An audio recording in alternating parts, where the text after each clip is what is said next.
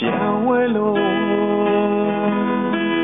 ချစ်ဆိုတဲ့စိတ်က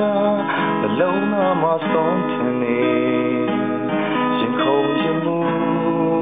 ဒီချစ်ချင်းခံစားရင်မြတ်ဝ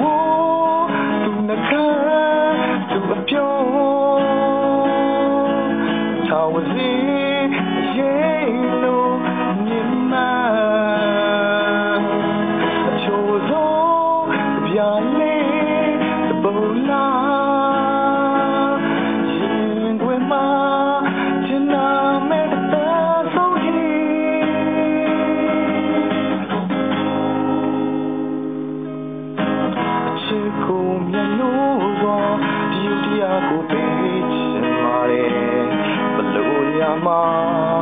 အသာထိုးလည်းမလို့ချင်သူမို့လေ